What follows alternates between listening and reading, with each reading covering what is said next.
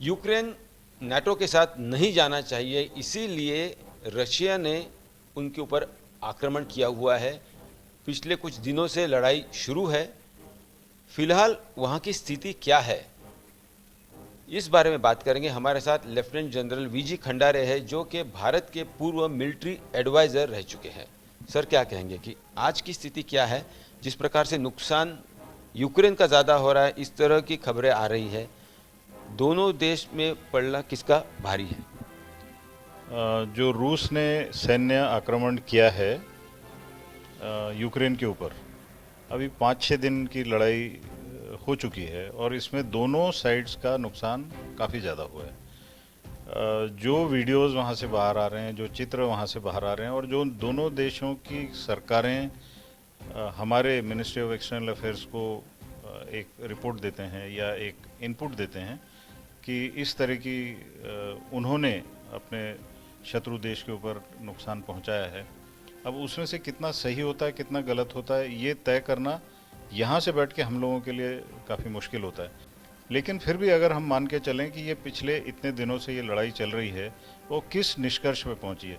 क्या कीव जैसा जो जो सिटी है, क्या उसके ऊपर कब्जा हुआ है? नहीं है, उसके ऊपर कब्जा नहीं हुआ है। लेकिन जो सिविलियंस हैं, नागरिक हैं, उनकी कैजुअलिटीज़ हुई हैं, काफ़ी हताहत हुए हैं। जो सैन्य शक्ति है उसमें हेलीकॉप्टर्स गिराए गए हैं, टैंक्स बर्बाद हुए हैं, एयरक्राफ्ट्स गिराए गए हैं। ये सब नुकसान लड़ाई के हालत में होता है और जब भी कोई लड़ाई होती है शुरुआत के कुछ दिनों में दोनों साइड में बहुत नुकसान होता है, ये पक्की बात है। उसको बोलते हैं जो इंटेंस पार्ट होता है, उस समय हमेशा इस तरह का नुकसान होता है शुरुआत के दिनों में। उसके बाद फिर स्थिति थोड़ी सी क्लियर होने लगती है। तो अभी ये कह पाना बड़ा मुश्किल है कि किसका ज़्यादा नुकसान हुआ है। अभी के हालात में जिस प्रकार से राष्ट्रपति पुतिन इन्होंने घोषणा की है, या उनके जो न्यूक्लियर फोर्सेस को हाई अलर्ट पे रख दिया है, ऐसी नौबत उन पर क्यों आई है? ऐसा उन्होंने क्यों किया? आज पुतिन को शायद ये खतरा लग रहा होगा कि अगर नाटो के फोर्सेस उसमें आ गए तो फिर उनके लिए ये बड़ा मुश्किल हो जाएगा कि उस इलाके पे कब्जा कर पाएं। तो ये जो हाई अलर्ट की घोषणा है, ये नाटो को धमकाने के लिए है।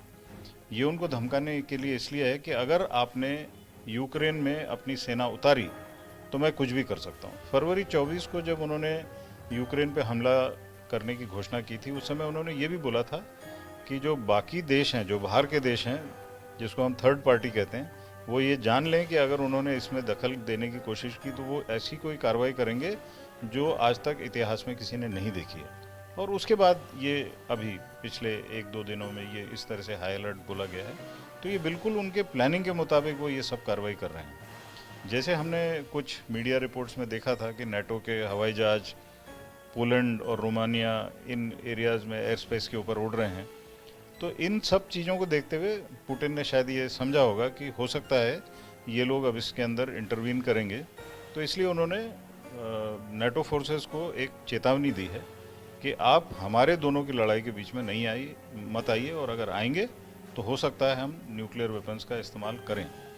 इतने क्लियरली उन्होंने नहीं बोला है, उन्होंने सिर्फ ये बोला है कि हाई अलर्ट पे। हाई अलर्ट का मतलब यही है कि वो चेतावनी दे रहे हैं कि मेरे और यूक्रेन की लड़ाई में आप बीच में मत आइए।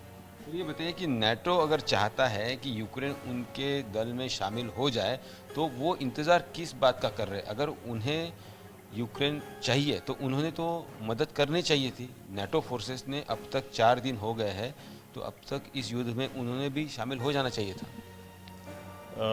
जो नाटो के रूल्स हैं, जो नाटो की पॉलिसी है, उसमें जब नाटो के किसी सदस्य पे कोई हमला करता है तो उस समय नाटो की जिम्मेवारी बनती है उसके सुरक्षा में जाना या उसकी मदद के लिए सैन्य शक्ति का इस्तेमाल करना।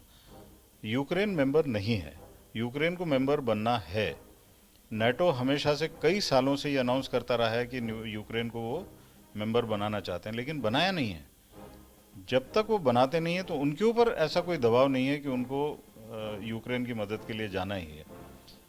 असल में अगर देखा जाए तो ये आज की ये जो विकट परिस्थिति है, इसमें सबसे ज़्यादा यूक्रेन का नुकसान हो रहा है। नो फर्स्ट यूज़ पॉलिसी जो है न्यूक्लियर आर्मामेंट्स की, इसमें जिस प्रकार से रशिया ने स्टैंड लिया है, उससे क्या मैसेज जाएगा?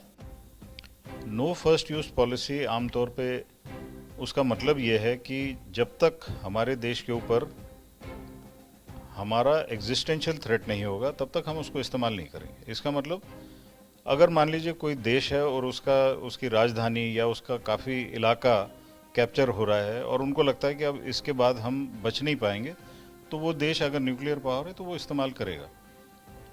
अब नो फर्स्ट यूज़ का और पुतिन के इस हाई अलर्ट से अगर देखा जाए तो इसमें अंतर है।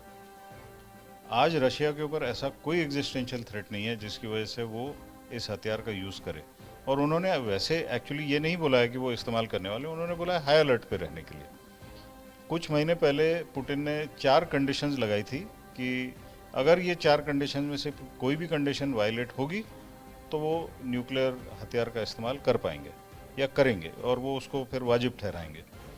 आज की परिस्थिति में वो चारों कंडीशन मीट नहीं हो रही हैं, इसलिए किसी भी तरह से पुतिन या रशिया को जस्टिफिकेशन नहीं है कि वो न्यूक्लियर हथियार का इस्तेमाल करे। अभी युद्ध की स्थिति क्या है, आगे क्या हो सकता है? जब भी ये जो अभी लड़ाई चल रही है इसको कन्वेंशनल वॉर कहते हैं। कन्वेंशनल वॉर में जब शुरुआती दौर होता है, जो इनिशियल जिसमें दोनों देशों की सेनाएं भिड़ती हैं, तो वो जो भिड़ने की परिस्थिति होती है उसमें शुरू में कुछ एक दिनों तक बहुत घमासान युद्ध होता है, क्योंकि दोनों के पास उनकी सैन्य शक्ति पूरी तरह से होती है। उनके पास टैंक्स होते हैं, उनके पास तोप होती है, उनके पास इन्फेंट्री होती है और वो दोनों एक दूसरे को परास्त करने की कोशिश में लगे रहते हैं।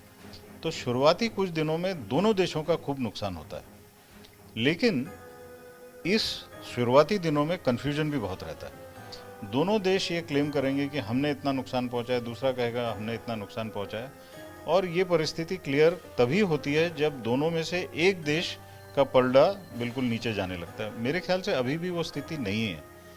यूक्रेन का कहना है उन्होंने रशिया का इतना नुकसान पहुंचाया, रशिया का कहना है उन्होंने इतना इलाका कैप्चर किया है, लेकिन ये परिस्थिति अभी भी क्लियर नहीं है।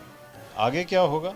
अभी यूक्रेन के जितने भी नागरिक हैं वो सब अपने देश की सुरक्षा के लिए वो सैन्य में शामिल हो गए हैं, वो अपनी कार्रवाई कर रहे हैं। जिस तरह से उनकी ट्रेनिंग हुई होगी उस तरह से वो अपनी कार्रवाई कर रहे हैं सिविल डिफेंस की। और सिविल डिफेंस में एकदम से इतने लोग आ जाना और वो भी उनकी इतनी काबिलियत हो कि वो सेना को रोक सकें, तो इससे रशिया के कैपेबिलिटी पे भी एक नेगेटिव इफेक्ट पड़ता है। तो रशिया ने इनिशियली प्लान किया होगा कि इतने डिविजन्स हैं, अब सडनली एकदम से सिविलियंस भी हथियार लेके बाहर आ गए, तो इसका मतलब ये और ताकत बढ़ गई। शायद एक प्रॉपर ट्रेंड सोल्जर की तरह ताकत नहीं बढ़ी होगी, लेकिन फिर भी ताकत तो बढ़ी है। तो रशिया को ये एडिशनल रेजिस्टेंस अभी सहन करना पड़ रहा है। तो ये परिस्थिति अभी क्लियर नहीं है। चाबी किसके हाथ में है? जैसे आपने कहा कि गैस, ऑयल, ये सप्लाई करने कहाँ से कहाँ जाता है और इसकी चाबी है किसके पास? इसकी चाबी निश्चित ही रशिया के पास है। रशिया के पास जो ऑयल और गैस के भंडार हैं, जिसके ऊपर काफ़ी निर्भर यूरोप रहता है, इसकी चाबी तो निश्चित तौर पे रशिया के पास है। और रशिया ने इन दोनों एनर्जी सोर्सेस को हम कह सकते हैं वेपनाइज किया है। मतलब अगर आप मेरी बात नहीं मानेंगे तो मैं ये स्विच ऑफ कर दूंगा। तो ये रशिया ने तो एनर्जी को अच्छी तरह से वेपनाइज करके उसकी चाबी उनके हाथ में ही रखी है। तो यहाँ पर आपने सुना लेफ्टिनेंट जनरल वीजी खंडारे बता रहे थे कि फिलहाल युद्ध स्थिति क्या है, भले ही अस्पष्टता है, लेकिन जिस प्रकार से रशिया एक एक कार्ड खेलता जा रहा है, यानी न्यूक्लियर आर्मामेंट, न्यूक्लियर फोर्सेस को अलर्ट पे रखना, साथ ही साथ जो जानकारी जनरल साहब ने दी है कि ऑयल और गैस की चाबी भी रशिया के पास है, इस वजह से शायद नेटो फोर्सेस को, यूरोपियन कंट्रीज को झुकना पड़ जाए। कैमरन गोपाल हरने के साथ पंकज खेलकर, पुणे, आज तक।